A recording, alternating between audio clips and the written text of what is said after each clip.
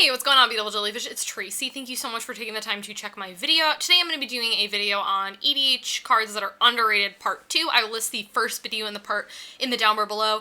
Funny story, so I have a lot of really, and if you've been following me for a while, I have a lot of series on my channels. Like, I have the giant umbrella term of EDH videos, which just encompasses everything. There's 50 or so videos on there, so if you're like, EDH is my jam, which EDH is my favorite format, and if you just want to go on a rampage and watch all my videos, you know, you can definitely check those out in that kind of umbrella category. But I have a lot of mini series, and to be honest, y'all, it kind of I get a lot of videos just get lost in the shuffle. I'm like, yeah, I'm totally gonna do a part 2 of that video, and then I just never do because I have so many other videos, and a lot of times I have a notebook where I keep all my ideas, and a lot of times videos like these I just forget about.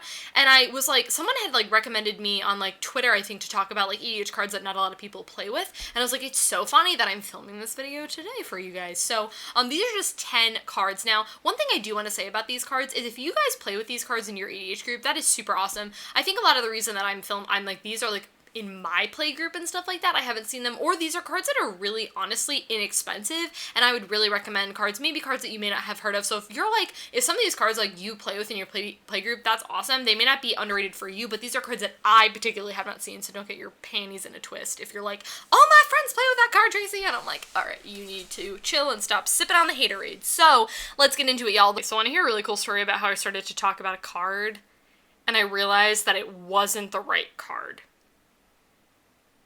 That's where we're at right now. Anyways, okay, so Diabolic Intent. I started talking about Diabolic Edict. That's not the card that I was talking about. LOL. You guys wouldn't have seen that clip, but I started filming it. I was like, that's not the card I'm talking about. So, a lot of people are like, wow, Tracy, I love tutoring, but tutors are really expensive. Something like Demonic Tutor, that card's $25, which a lot of people, that's out of their price point. And I'm like, I totally feel you. However, Diabolic Intent is hypothetically the same thing. The only thing is you have to sack a creature. So if you literally cast this on turn 2, which I don't really typically I don't typically cast Demonic Tutor on turn 2. I'm mana accelerating and then I cast it later on kind of thing. But if you don't have a creature, you do need a creature as part of the cost, but this works super well in Marin decks and Tassiger decks and any type of recursion decks. The new Teysa came out, which I feel people are going to be doing some recursion with that. This is a really good card for it. It's really cheap and it's really good. I really like Diabolic Intent. I would definitely recommend this card. I just, for the sheer sake of graveyard purposes, this is a really fantastic card, and I don't really see a lot of people running it. I have this in my Tassiger deck, and it's really good. Okay, the next card is Curse of the Swine. I actually, funny story, think I just got this card. I played with this card in the past, though. I had this card when I had Keranos a real long time ago, if you guys remember that deck. And then I had it, I don't think I had it, funny, when I had Brea, and I took that deck apart, too. And I was just I don't have a deck to, put this card in, but then I built, Merfolk, there we go. I was couldn't think of what it was, and I was I definitely want this card, so I think I just got this card and I put it in Merfolk. I really like this card. I think it's very underrated. You exile creatures, which is so good. They get 2/2s, you don't care. The 2/2s are significantly worse than whatever it is that you're getting rid of, or it's better for you, basically. Card is really good. I like it a lot. I don't really see a lot of people running it. The card's 50 cents. This is another card that I don't see a lot of my friends run, and I don't really understand why. Staff of Nin. Guys, this card is so dumb. And, honestly, the reason I know this card is underrated in my playgroup is because I play it, and then someone doesn't destroy it, and it'll be, 10 turns later, and I'm like, sweet, I've drawn an extra 10 cards. This, I would say, if you're playing in, really aggressive playgroups that are trying to, kill you really quickly, I don't think Staff of Nin really has a place, but if you're playing in, the kind of, we're not gonna kill you on turn, 70, but we're gonna kill you on, turn, 20, you know what I mean? You have a chance to, establish your board, basically, is what I'm saying. I would really recommend Staff of Nin. Card's $1. It's, really inexpensive. It's a really good card. Also, it pings, and it doesn't seem this card on face value, I feel doesn't seem like it's good. It is. Trust me. I've played with this card in multiple decks, in, almost all of my EDH decks. It's really good. The ability to ping something is really good. There's a lot of, really good, 1/1s, or 2/1s, or 3/1s that you just want to, get rid of. Or also, you can, ping someone to death, which I've definitely done, and it's really satisfying. So, Staff of Nin for the win. This card's great. Okay, the next card is Familiar's Ruse. I feel I honestly talked about this card in a video recently, but I don't think I did. No, it wasn't. It was a different card. Okay, Guys, I'm not like a massive fan of counterspells in EDH, but I really like this card because you bounce a creature to your hand. So what I think this card is really good in is it's good in like anything with like ETB effects. For example, I have Rune. I need to get this card for Rune. I don't know what I'm going to take out of it, but I'm definitely going to get this card for Rune. It's really, really good. I like this card a lot. I just think in like other instances, I just think this card all around is like really fantastic. It does say creature you control, so, and it's also 2 mana, like, it's just a really good, like, I know in EDH you can run, like, counterspell, so you have, like, access to really good counterspells in EDH, but I think this card definitely has a place in a lot of different types of decks. Okay, then we have Angel of the Dire Hour. Guys, I blow so many people out with this card. I feel like no one expects this card and no one sees it coming, and I'm just like, honestly, I feel like this is a card that could really get a lot of people. I think the reason this card is more expensive than I think you may think is because it's only been printed once in Commander 2014, I'm pretty sure.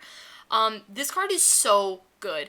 It is only attacking creatures, so, like, it's not going to get rid of everything, but, like, if I literally had someone honestly swing out with their board the other week, and I was like, cool, Angel of the Dire Hour, and, like, everyone was, like, on the board was like, wow, Tracy's dead, and I was like, no, I'm not. Angel of the Dire Hour. It was awesome. This card is really, really good. I don't really see a lot of people running it. And, like, honestly, I feel like just because Angel, like, I do have it in Angels, but honestly, I think this card would really work in a lot of different types of decks. One thing I do want to note, though, it does say from your hand. So if you're like, cool, I can run this in Rune and I can flicker it. You can't. That'd be pretty busted. And I think that card would be way more money if that was the case, because everyone in Rune would run it.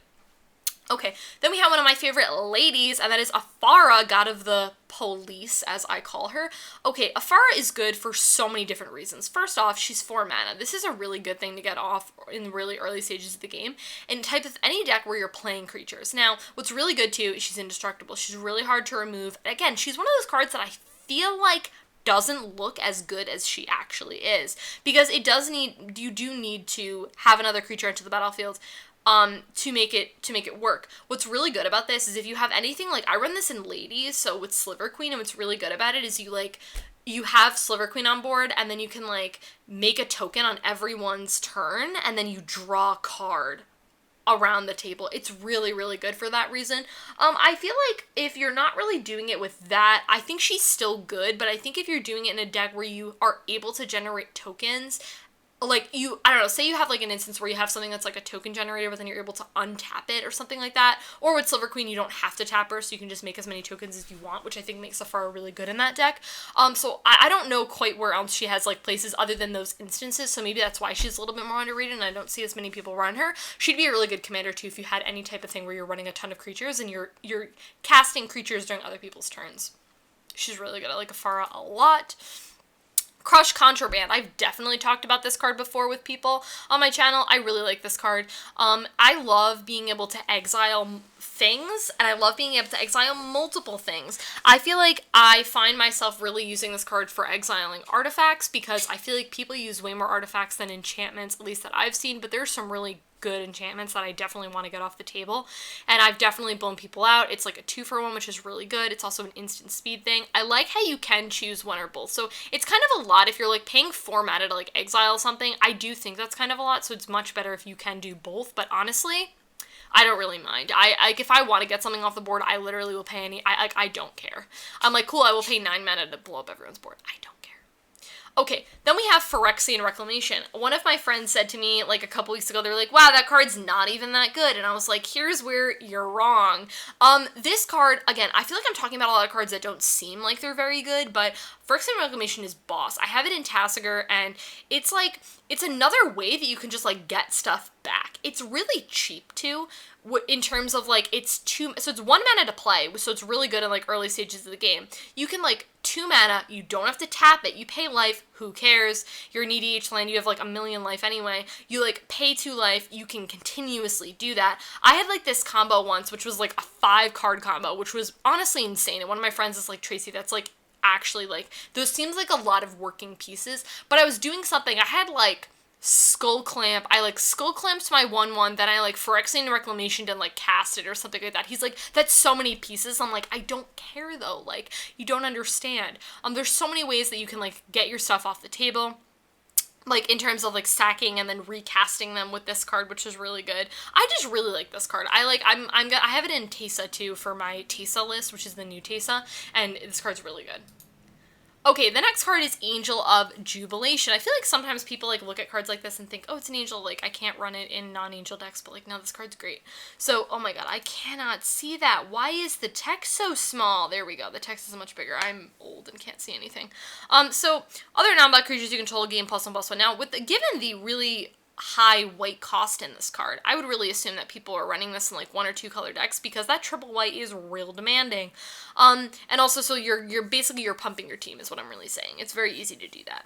And then players can't pay life or sack creatures to cast spells or activate abilities. So yeah, you know that whole like sacking, I've been talking about a lot of like black cards that make you sack. Yeah, well, like you don't have to with this card, which makes it really good, where you basically stop your opponents from doing that, which is really, really strong, and I like this a lot.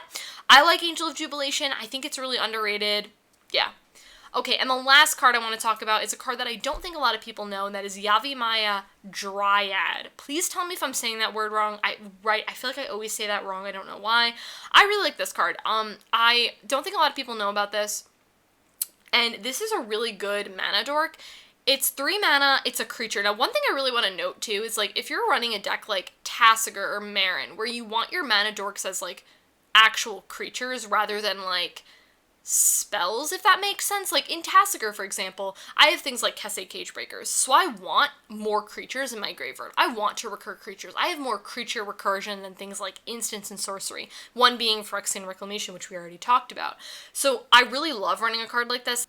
Okay, I'm really sorry, the oven went off. We're making food right now because I am so hungry. Okay, so anyways, this is kind of like the really perfect card that kind of acts as like another mana acceleration that's a creature. And I feel like in decks like that where creatures matter, it's really important to have cards like this because, like, for example, in Tasigur, I don't run things like Cultivate in Tasigur. I run things like this, Sakura Tribe Elder, Satyr Wayfinder. Like, I run cards like that are creatures. Also, this equips with Skull Clamp, which is really good. So I feel like this kind of has a specific spot in decks. Like, it works really well in those decks that you, like, it matters when you play things like, you want creatures for that type of thing. But I think this card is really good. It's also a lady. I run it in ladies. Also, I really want to note that it says Forest card. It's not basic. It does enter the battlefield tapped. Also, it's got Forest Walk. And, like, honestly, I've beat down with this card before. It sounds honestly kind of pathetic, like you have a 2/1, and I'm like, yes, I've definitely beat down with this card before. It has happened. So guys, that is it for this video. I really hope that you guys enjoyed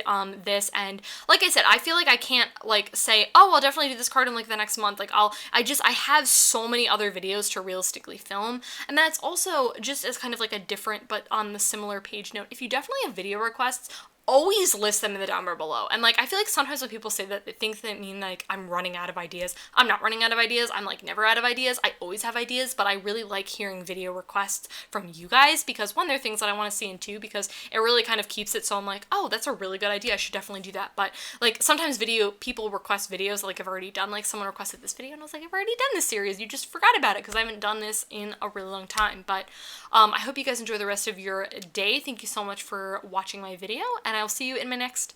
Bye.